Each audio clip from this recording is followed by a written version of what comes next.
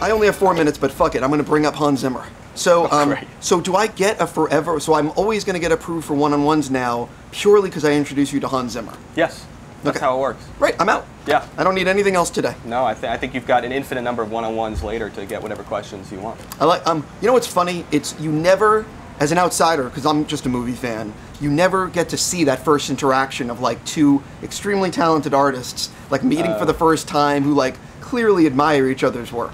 You know? Well, thank you for making that making that happen. That was a fun Toronto Film Festival moment. Yeah. Now let me jump into your spectacular film. I really specifically want to talk about filming the moon sequence. In IMAX, it is jaw-dropping. Talk a little bit about the challenges of actually pulling this off, because if I'm not mistaken, you guys had to create like a light that has never been used or something crazy. Well, you know, credit to Lena Sandgren, my brilliant cinematographer, who's also a little crazy, and decided that, well, the best way to shoot this would be to shoot it outside at night, and basically simulate the sun with a giant film light. It's the biggest film light anyone has ever used.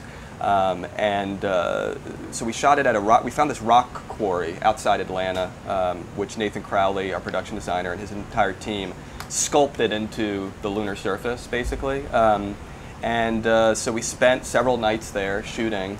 The light burned out a few times, but it worked at the end of the day. It snowed one of the nights, I remember, which, you know, it's not exactly what we wanted to happen.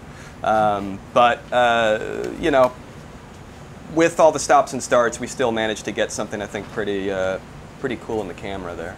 One of the things that I think is really cool is that when you're on that moon mission, it never cuts back to NASA. Yeah. You're with the astronauts, and normally, like in a movie, you always cut back to that feel-good moment. You know, the Eagle has landed, and you see NASA just cheering. Yeah. So did you ever get studio notes or ever debate of cutting back, or did you always know you wanted to sort of stay with them?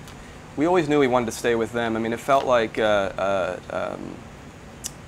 was one way to I guess, stay true to what we wanted to do with the movie as a whole, which was to be subjective, to really see what Neil saw, to hear what he heard, and to kind of immerse the audience in this experience. I wanted the audience to feel like they themselves went into space, that they went to the moon. Of course, cutting back, I think, would have ruined the illusion of that experience. It would have sort of undercut it. So it felt like we had to kind of go all the way with this and not return to Earth until Neil does. I would imagine that, listen, what was it about this? And I know you think you were working on this before La La Land, or? Well, I had written La La Land and tried to get La La Land off the ground for a while, but I first started working on this before we shot La La Land. Yeah. Right. What was it about this story and this material that compelled you and said, I want to spend a few years of my life working on this? I think it was just realizing how little I knew about something that I thought I knew about. It's such a famous event.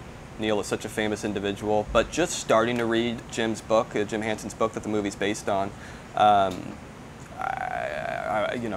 was just amazed right away by learning how dangerous this whole enterprise was, how close to failure these missions leading up to and including Apollo 11 were.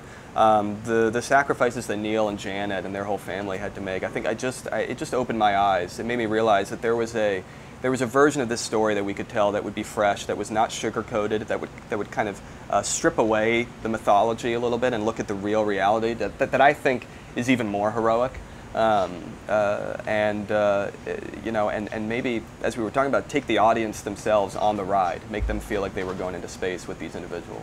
Yeah, I was going to say, the only thing you did wrong was not give them capes. Capes? Yes, because they were all heroes. You would have done the capes? Maybe not me personally, but it could have been done. It could have been done. Joking. Well, there's still time, Right. Movie comes out in a few weeks. We can. Right. Totally. I'll have to keep this in mind. No, seriously, congrats. It's really fantastic.